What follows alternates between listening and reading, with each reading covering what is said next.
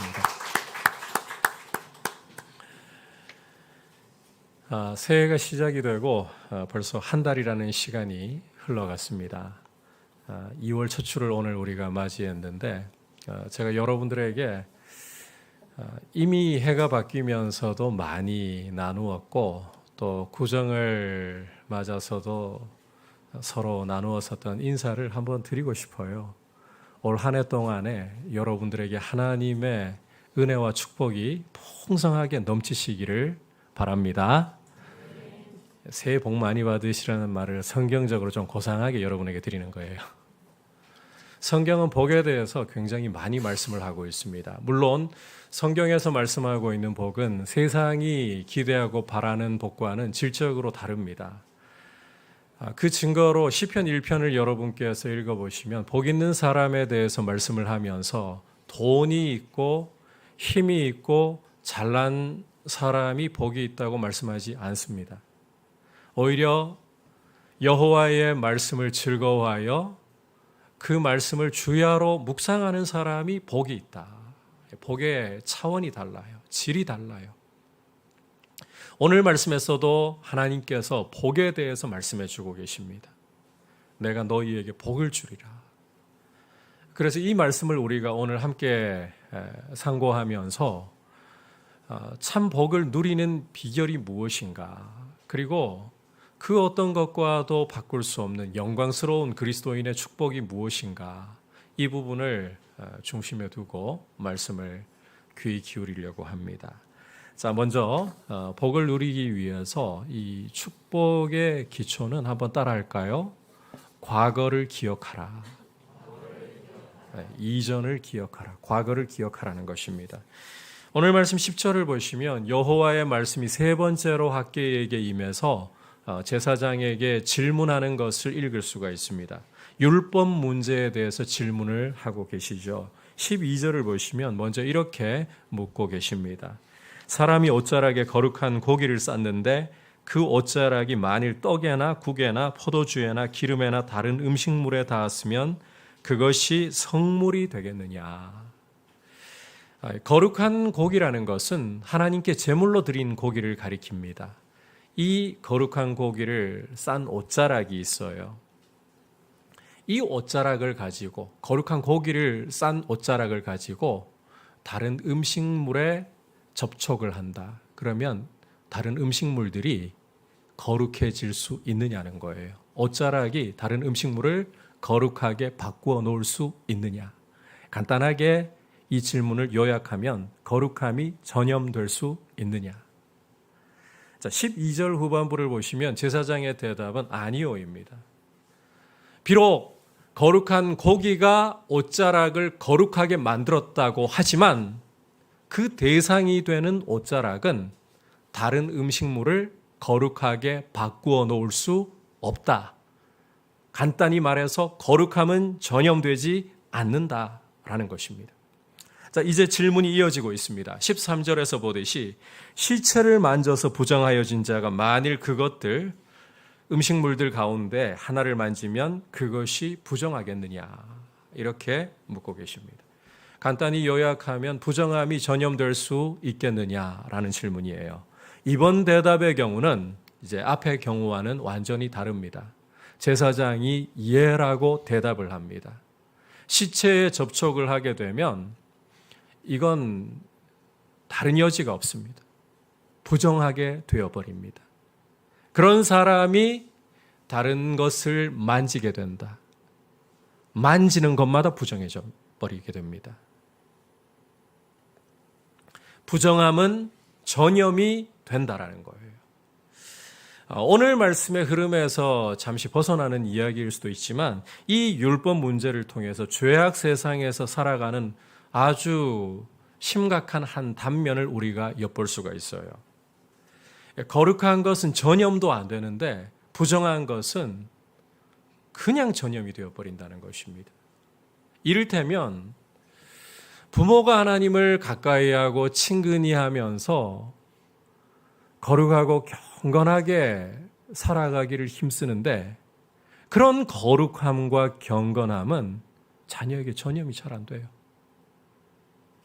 하지만 부정한 일은 전염시키려고 하지 않아도 그냥 전염이 되어버려요. 자녀들이 알아서 죄 짓는 법을 배워요.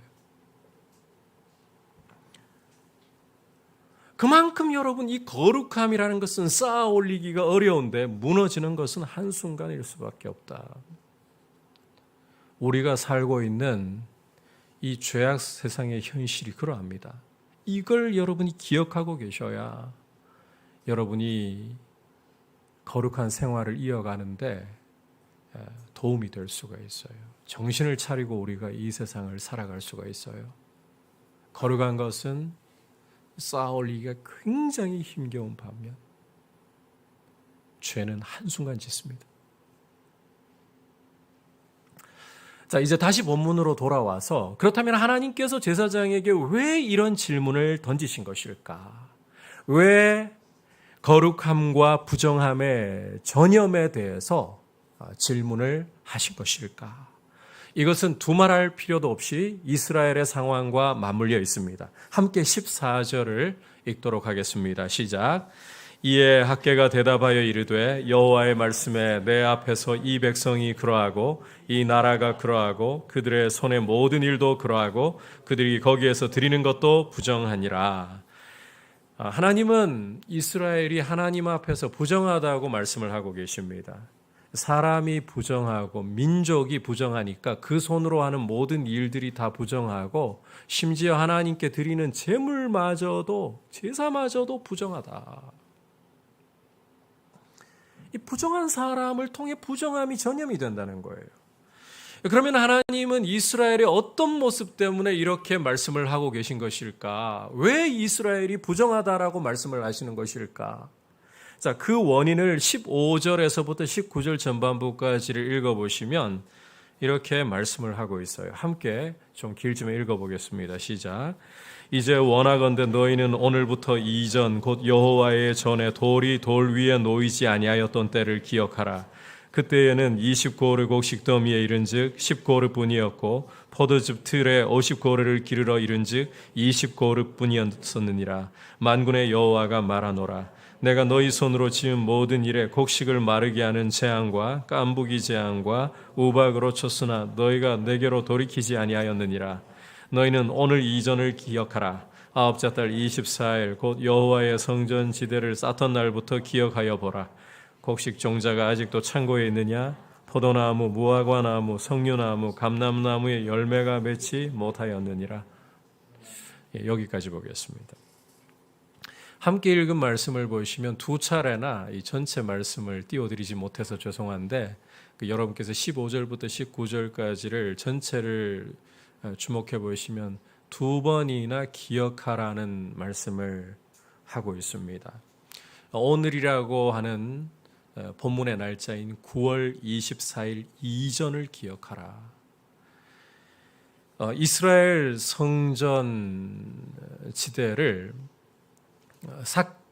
쌓아 올리기 전날까지를 기억하라.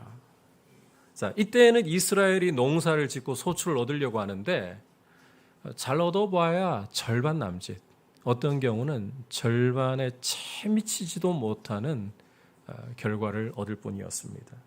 주목할 것은 이렇게 곡식이 소출을 내지 못하도록 마르게 하는 재앙, 깐부기 재앙, 우박으로 치신 분이 다름 아닌 여호와 하나님이셨다는 사실입니다. 하지만 17절 끝부분에서 보듯이 하나님이 이유 없이 이스라엘 괴롭히시려고 치신 게 아니에요. 이스라엘에게 문제가 있었기 때문이에요. 그들이 하나님께로 돌아오지 않았다는 것입니다. 하나님께서 소출이 반토막이 나도록까지 치셨음에도 불구하고, 아니 반토막 정도가 아니라 그 이상으로 더 심각하게 거두지 못하는 상황이 되도록 치셨음에도 불구하고 이스라엘은 하나님께로 돌아오지 않았습니다. 좀 구체적으로 이야기하자면 16년이라는 세월 동안을 하나님의 성전이 황폐하도록 버려둔 채 먹고 사는 일에 바빠서 하나님과의 관계를 회복하기 위해서 성전 건축할 생각을 하지 않았다는 거예요.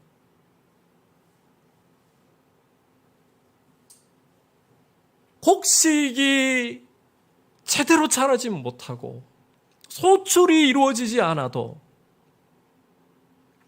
오히려 내 손으로 내 삶을 세워보겠다고 몸부림은 치는데 문제가 하나님께 가까이 나아가지 않은 것이라는 인식을 가지지 못한 채 어리석게 하나님께 돌아갈 생각하지 않았다.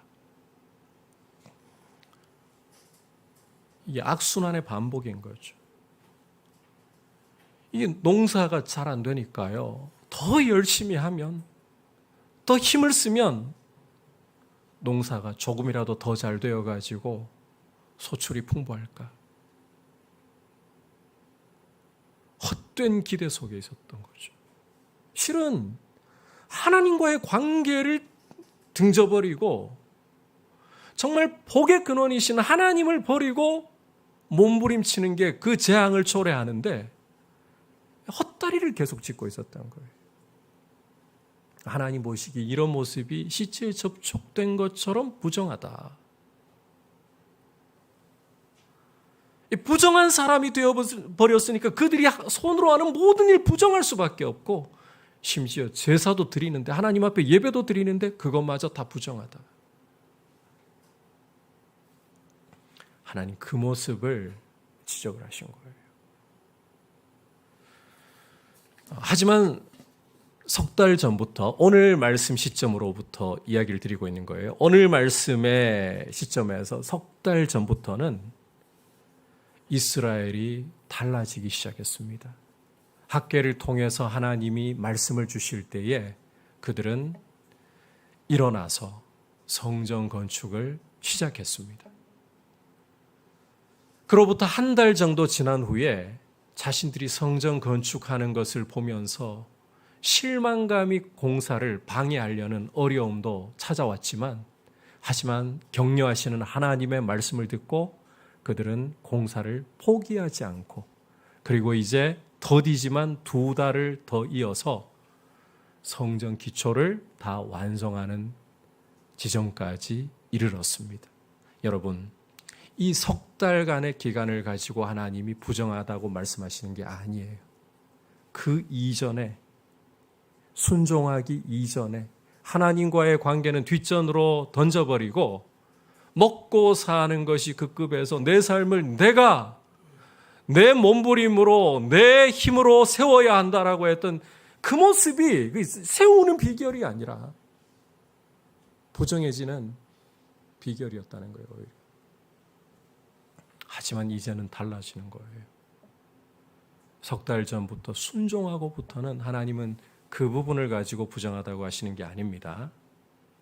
그런데 여러분, 하나 주목해 보실 것은 석 달 전부터 순종했어도 그때부터 오늘 말씀의 순간까지 그 사이에는 부정함의 여파는 아직 남아있는 것을 보실 수 있을 거예요. 왜 부정함의 여파를 하나님이 남겨놓으셨을까? 이런 의문이 일어나는 분들도 계실 거라는 생각이 듭니다. 순종하면 곧바로 하나님이 복을 부어주셔야지 왜 이 부정함의 여파가 남아있게 하시는가? 여러분, 우리가 이런 부분들을 마주할 때, 현실적으로 마주할 때 우리 마음에 굉장한 어려움을 줍니다. 하나님이 여전히 나를 저주하고 계시는 것인가? 하나님의 사랑이 나에게는 피해가고 있는 것인가? 이런 어려움을 주고 이런 의문을 우리에게 줍니다. 그런데 여러분, 우선 이 농사라는 거, 하나님 역사를 여러분께서 무조건 상식을 거슬러 간다고 생각하시면 안 돼요. 봄이 오면 어떤 일이 일어납니까? 눈이 녹고 새싹이 피어오르고 이게 봄의 질서이죠.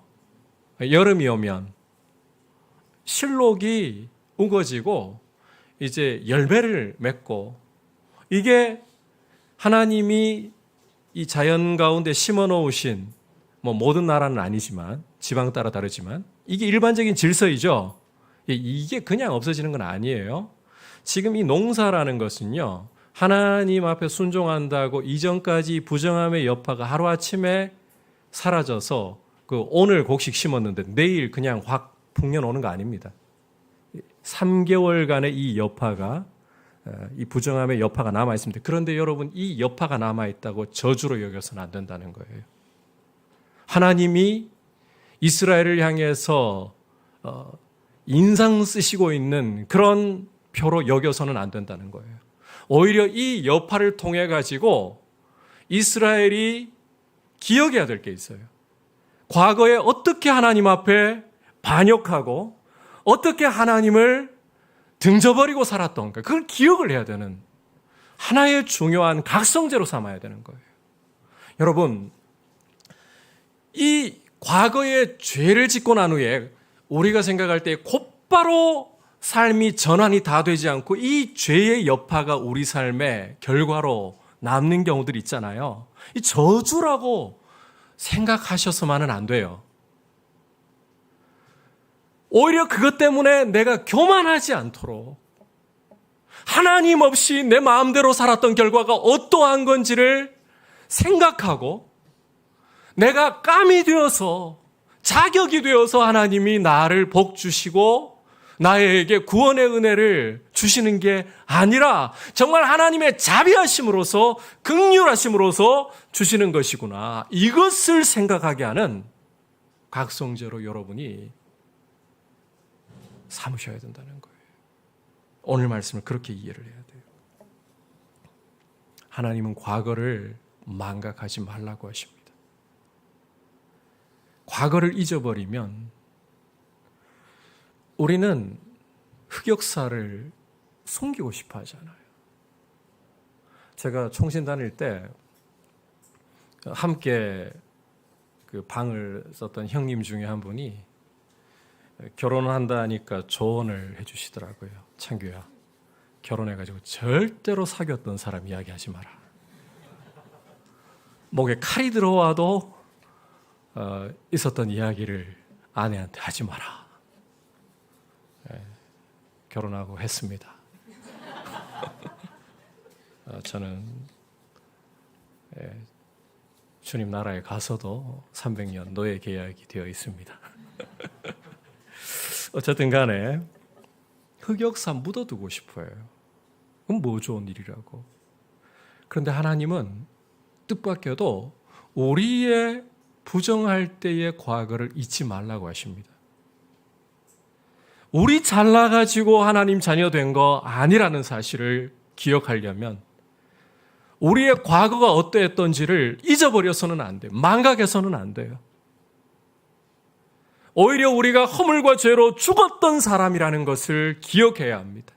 허물과 죄 가운데서 이 세상의 풍조를 따르고 공중 권세 잡고 저 불순종의 아들들 가운데 역사하는 마귀를 따랐고 우리의 육체와 마음이 원하는 대로 행하면서 본질상 진노의 자식이었던 우리의 과거를 기억해야 됩니다. 잊어버려서는 안 됩니다. 이걸 기억할 때에, 이걸 잊지 않고 기억할 때에 우리는 우리의 자격으로 구원받은 것이 아니라 하나님의 자비하심으로 하나님의 은혜로 구원받았구나.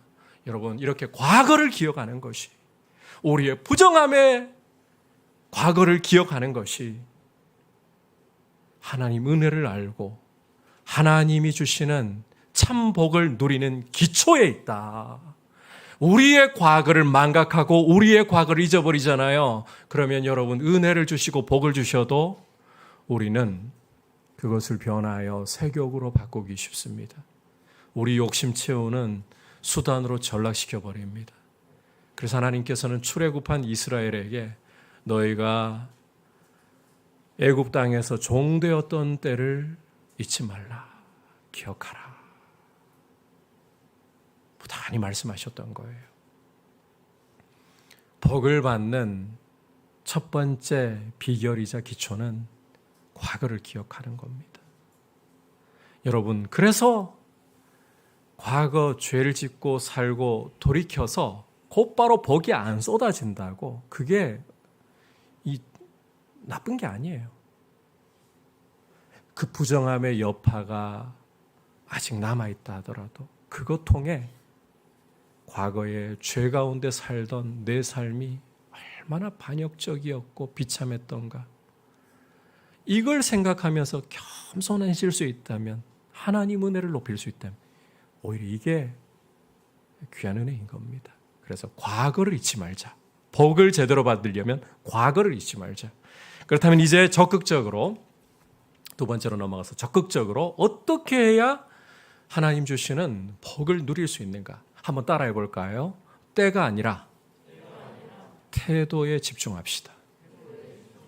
때가 아니라 태도에 집중합시다. 이 앞에 떴던 두 번째 돼지만 보시면 때가 보이실 수 있을 것 같아요. 하지만 때가 아니라 태도에 집중하자. 여러분께서 이제 19절 후반부를 보시면 그러나 오늘부터는 내가 너희에게 복을 주리라. 이 선언을 볼 수가 있는데 우리 눈길은 이 말씀 속에서 오늘부터 이 말씀의 날짜로 치면 9월 24일이라는 날짜가 우리 눈을 확 사로잡아 버립니다. 그만큼 우리는 언제에 많이 집중이 되어 있다는 거예요.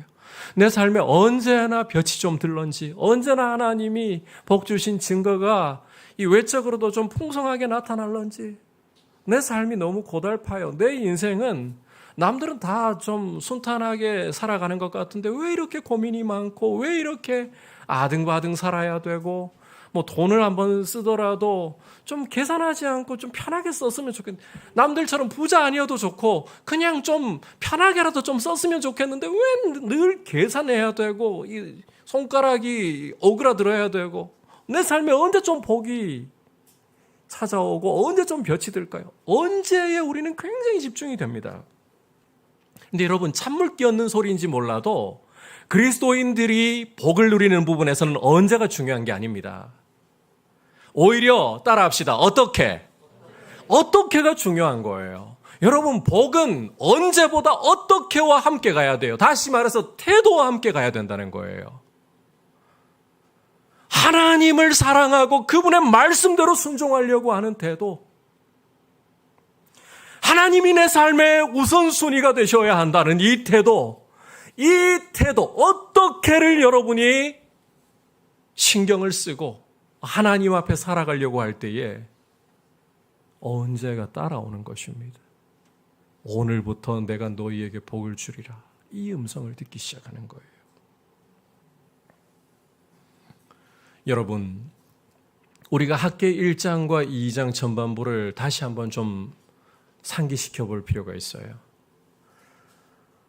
16년 동안 이스라엘이 성전을 내버려 두고 자기 먹고 사는데 바빴잖아요. 하지만 하나님의 말씀이 학계를 통해 주어졌을 때 그들은 마침내 불순종을 딛고 일어서서 성전 건축 공사를 재개했습니다. 그때 하나님이 뭐라고 하셨나요?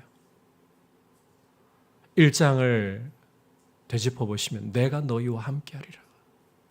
그리고 백성들의 마음을 감동시키셨죠. 2장으로 넘어가 보면 한 달 정도 지나고 실망감이 막 밀려오잖아요. 이전 솔로몬 성전의 영광을 봤던 원로들부터 우리가 지어본들 얼마나 잘 짓겠어. 실망감이 밀려오잖아요. 하지만 하나님은 내 말과 내 영이 너희와 같이 하고 있지 않느냐. 힘을 내라. 여러분, 하나님 앞에 순종하고 있으니까 그렇게 도와주셨어요. 그러면 여러분, 내가 너희와 함께 한다는 말씀 주시고 마음 감동하시고 응원하시고 이렇게 용기를 북돋아 주시는 것은 복이 시작이 안 된 건가요? 그 복이 아직 눈에 안 보인다고 복이 시작이 안 된 건가요? 아닙니다. 순종하는 순간부터 하나님은 이미 축복을 담은 구름을 하늘에 띄워 올려주신 거예요. 내가 너희와 함께 한다는 말씀부터가 이미 이 축복을 담은 구름이 떠오른 거예요. 다만 이 축복을 담은 구름이 비가 되어 쏟아지는 것은 성전 기초를 완성할 때였을 뿐이라는 겁니다. 이스라엘이 언제라는 걸 신경 써서가 아닙니다. 그들이 하나님 앞에 순종하면서 마땅히 해야 할 하나님과의 관계를 세우기 위해 그들이 그들의 걸음을 내딛고 인내로 내딛고 할 때에 하나님이 때가 되었다고 보실 때 축복의 비가 쏟아지는 것뿐이에요. 그러니까 우리는 언제에 집중하는 게 아니라 순종하는 순간부터 이미 기억하셔야 돼요. 여러분이 하나님 앞에 순종하려고 하는 순간부터 이미 축복의 구름은 떠오른다. 비 못 본다고 여러분 낙심하지 마십시오. 아직까지 과거의 죄악의 여파가, 그 결과의 여파가 남아있다고 여러분 이거 저주로 여기지 말라고 했었죠. 하나님이 여러분 골탕 먹이는 표라고 여기지 말라고 했었죠. 오히려 우리를 겸비하게 만드시는 각성제 역할을 하는 것이라고 기억하고 여기라고 했었잖아요. 이걸 기억하셔야 돼요. 순종하는 순간부터 축복의 구름은 떠 있습니다. 다만 그 속에 있는 비가 아직 우리 삶에 쏟아지지 않은 것뿐입니다.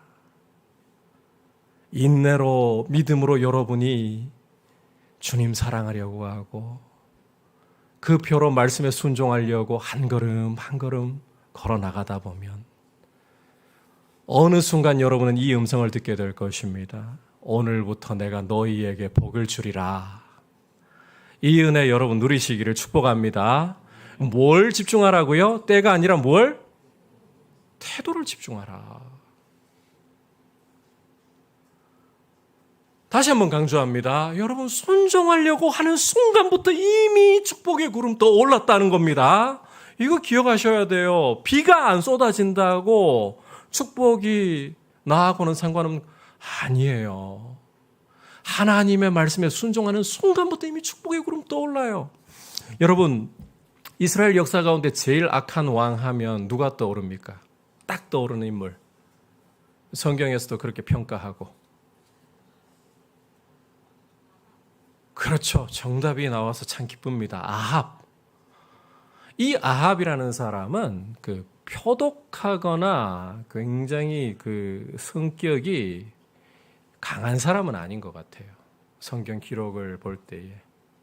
그럼에도 불구하고 역대 이스라엘 왕 중에 최악의 왕으로 평가받는 이유를 성경 기자는 그 아내 이세벨에게 충동되어서 악을 저질렀기 때문이라고 말씀합니다. 그러니까 우유부단하고 그 아내에 의해서 휘둘리는 남자라는 거죠.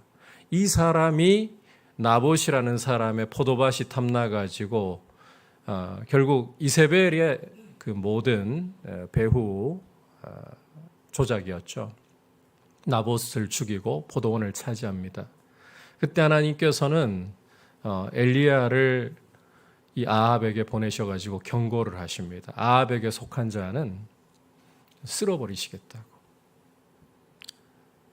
개들이 나봇의 피가 흐른 곳에서 너의 피를 핥게 될 것이라고. 그때 아합이요, 표독한 사람이 아닌 게 하나님 말씀을 듣고는 답답해 미치는 거예요. 그리고는 굵은 베옷을 입으면서 걸음도 천천히 걸으면서 겸비하기 시작했습니다. 여러분, 진짜 회개한 모습은 아니었어요. 그냥 말씀 듣고 나니까 암담해져가지고 진짜 중심을 돌이켜 회개하는 게 아니라 그냥 착잡하고 암담해가지고 굵은 베옷 입고 겸비한 것뿐이에요. 그런데 이런 겸비함을 보고서도 하나님께서 뭐라고 하시는가 하면 엘리야에게 너 아합을 보았느냐? 저렇게 겸비하는 모습 보았느냐? 내가 이 아합 때에 내리기로 했던 이 재앙을 당대에 내리지 않겠다.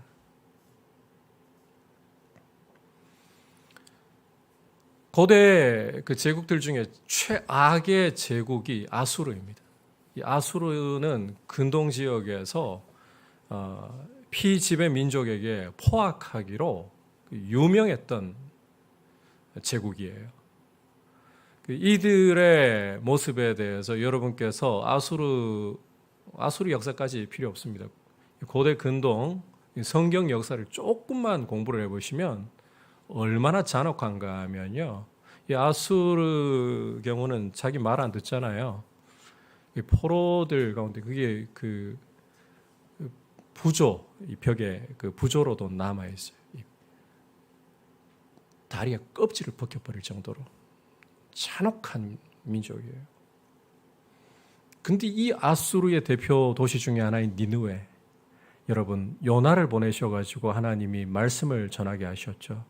그때 왕으로부터 그 종에 이르기까지, 심지어 짐승에 이르기까지 베옷을 입고 부르짖었잖아요. 근데 하나님이 어떻게 하셨나요? 40일이 지나면 이 니느웨는 망하리라 하셨는데 이들이 베옷을 입으면서 돌이켜버리니까 하나님도 재앙을 돌이켜버리십니다. 이 니느웨가 진짜 회개해서 그렇습니까? 아니요. 그 후에 니느웨 망했습니다. 결국은. 하지만 적어도 40일 후에 내리시기로 하셨던 하나님의 재앙은 거두어졌습니다. 진짜 회개가 아니라도 이 정도의 모습만으로도 하나님은 긍휼을 베풀어 주셨어요. 그런데 여러분이 예수 그리스도의 피로 값주고 사신 바 되었고 하나님의 자녀가 되었는데 하나님의 말씀 앞에, 아버지의 말씀 앞에 순종하려고 하는 순간에 하나님이 그것 보시고 중심이 뜨거워지시지 않겠느냐고요. 여러분들에게 축복을 담은 구름을 띄워주시지 않겠느냐고요. 마귀는 우리에게 공격을 해옵니다. 너의 삶을 봐. 아직까지 축복의 단비가 내리지고 있지 않잖아. 죄의 결과들이 아직도 남아있잖아. 이게 저주의 표지. 하나님 너 사랑하지 않는다는 표지. 이게 무슨... 그러나 여러분 그 말에 속지 마십시오. 성경이 뭐라고 하는가에 귀를 기울이십시오. 여러분이 순종하는 순간에 축복의 구름은 이미 떠올랐습니다. 아직 비가 안 내리고 있는 것뿐입니다. 그러나 여러분이 하나님 앞에서 인내하면서 믿음으로 한 걸음 한 걸음 순종해 나가다 보면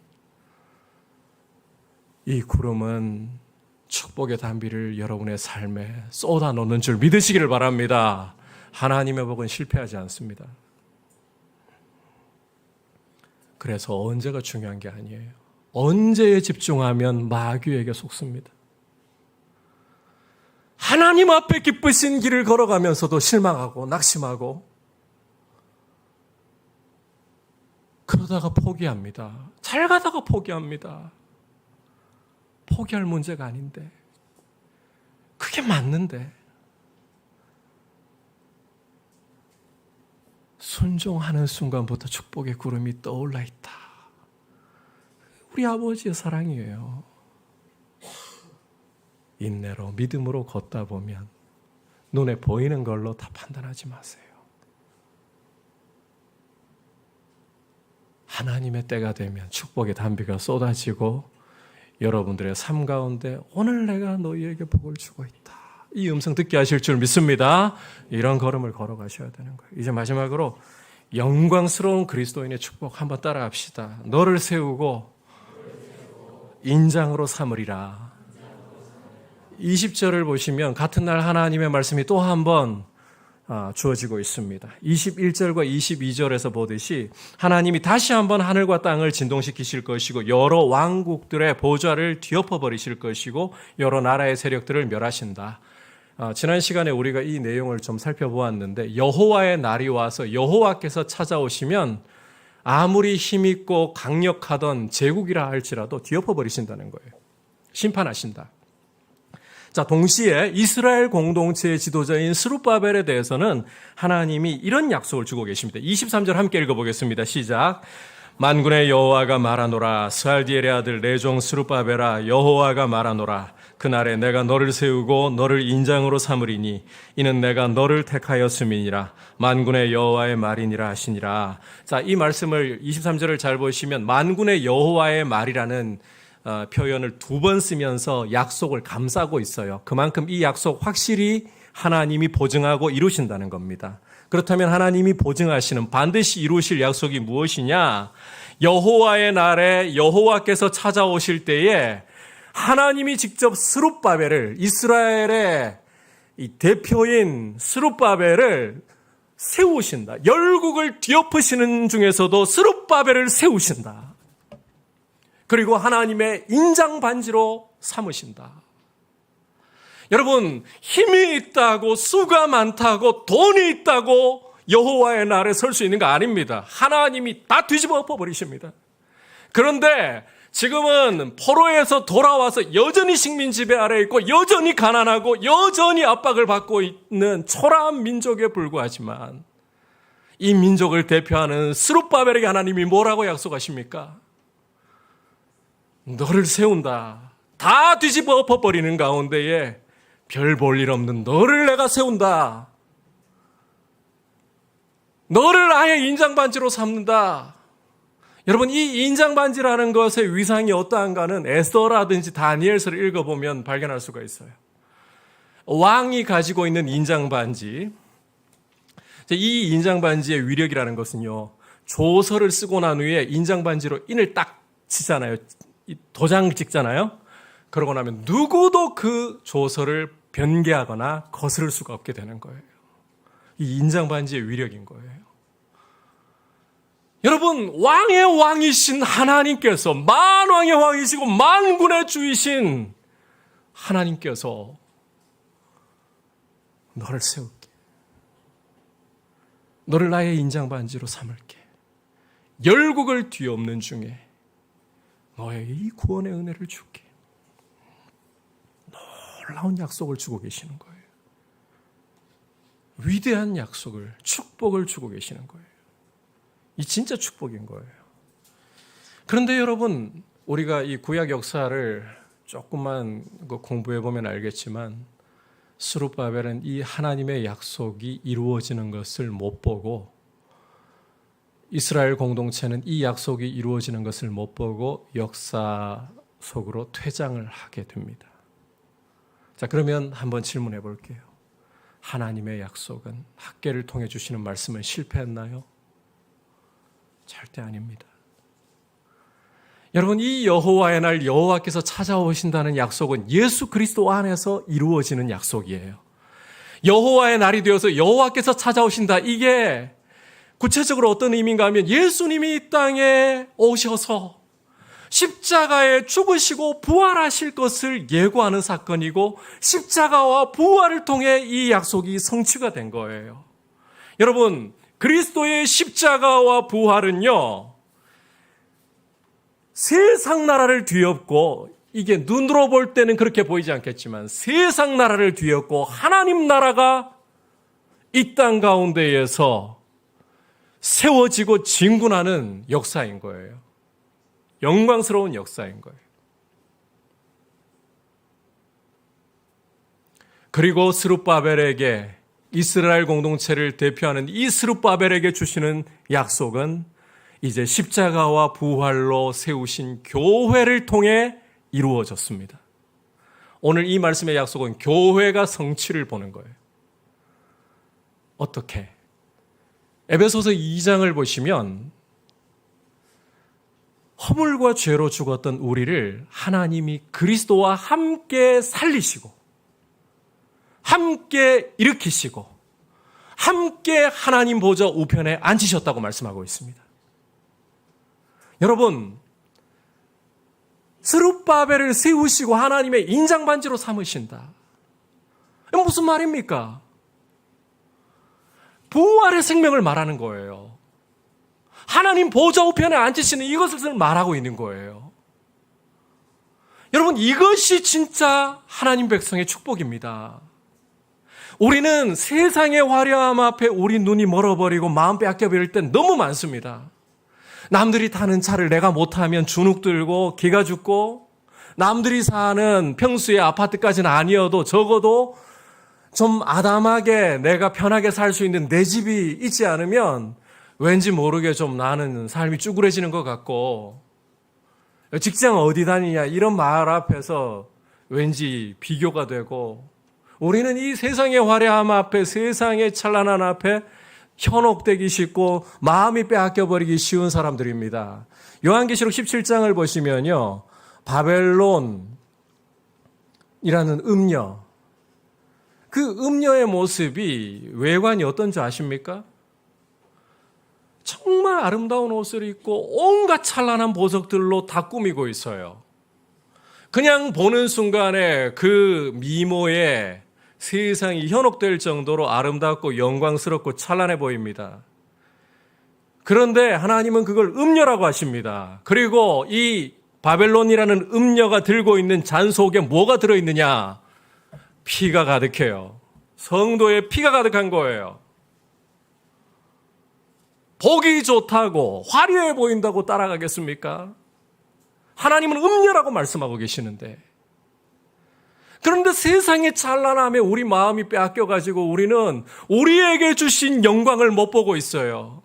여러분, 우리가 그리스도와 함께 영적으로 살아나서, 비록 이 땅에 우리가 발을 딛고 살지만 영적으로는 그리스도와 함께 살아나서 하나님 보좌 우편에 앉아있다. 이게 얼마나 영광스러운 일인데요. 하나님이 우리를 세우시고 인장반지로 삼아두신 역사인데 이거 보셔야 되는 거예요. 그리스도와 함께 왕노릇하고 있는 게 여러분이에요. 그게 여러분의 영적인 지위인 거예요. 여기에 마음을 두셔야 돼요. 이게 진짜 축복이라고 생각하셔야 돼요. 여러분이 좋은 옷 입고 좋은 차 타고 넓은 평수의 집에 살고 남들보다 돈 마음껏 쓸 수 있고 그게 복이라고요?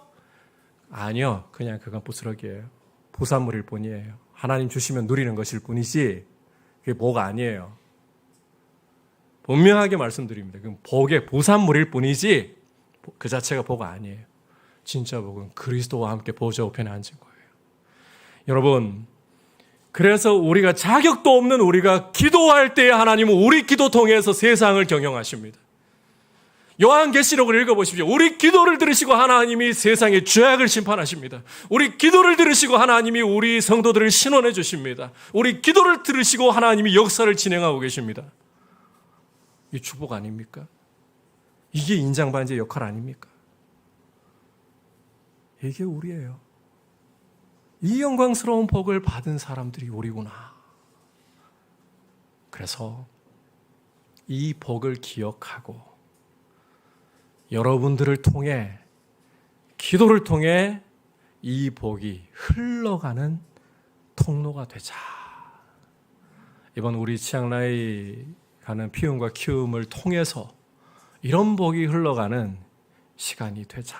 가서요, 우리 고아원 사역하는데 그 아이들이 볼 때 그 요즘 한국 잘 나가고 있잖아요, 문화적으로. 그런 잘 나가는 어떤 패션 트렌드 보여주는 게 아니라 같이 놀면서 그런 패션 트렌드나 보여주고, 그 다음에 우리가 잘났다면 우리가 좀 더 나은 위치에 있으니까 너희하고 놀아준다, 이게 아니라 하나님이 주신 이 축복을 우리가 가지고 있기 때문에 이 복을 흘러가게 하는 통로. 이게 여러분 교회가 깨어서 봐야 할 진짜 복입니다. 오늘 우리 한국 교회가 너무 질적으로 떨어져 버렸어요. 그 문제의 중심에 우리 목회자들이 있어요. 목회를 하면서 더 느끼는 게 뭔가 하면 실제 하면 할수록 공부 더 해야 돼요. 연구 더 해야 돼요. 경험 의지하거나 잘난 거 의지할 수가 없어요. 이 교회가 이 복을 누리게 해야 되는데 우리가 너무 잘못했어요. 그래서 우리 수준이 너무 떨어져가지고 세상이 복이라고 하는 것 똑같이 복이라고 하고 있고, 우리한테 주신 이 영광스러운 은혜를 가지고서도 기도로 이 영광을 행사하지 못하고 있고, 이게 우리의 처참함입니다. 우리에게 주신 복을 다시 한번 새기십시오. 기억하십시오. 그리고 이 영광스러운 복을 여러분 기도로 여러분의 삶을 통해 흘려보내는 축복의 통로가 되시기를 주님의 이름으로 축복합니다. 오늘 복에 대해서 이야기를 들었습니다. 여러분, 복을 어떻게 누려야 되느냐? 첫 번째는 과거 기억하셔야 돼요. 내가 허물과 죄로 죽었던 때 잊어버리면 안 돼요. 그게 나를 겸비케 해요. 그거 기억 못하면 우리는 우리 잘나서 깜이 되어가지고 내가 이렇게 가는 거 아닙니다. 하나님 은혜입니다. 두 번째로 여러분께서 때를 바라보지 말고 내 삶에는 언제 볕이 들까? 때가 중요한 거 아니에요. 순종하려고 하는 태도로부터 이미 축복의 구름 떠오른다. 태도가 중요해요. 순종하려고 하는 태도가 중요해요. 서로 격려하고 그렇게. 그리고 마지막으로 진짜 영광스러운 복이 뭐다? 하나님이 세우시고 인장반지 삼으신 것. 그리스도와 함께 보좌 우편에 앉아있는 이 축복이다. 이걸 우리가 갖고 있다는 걸 기억하고 정교하게 걸어가시길 축복합니다. 자, 이제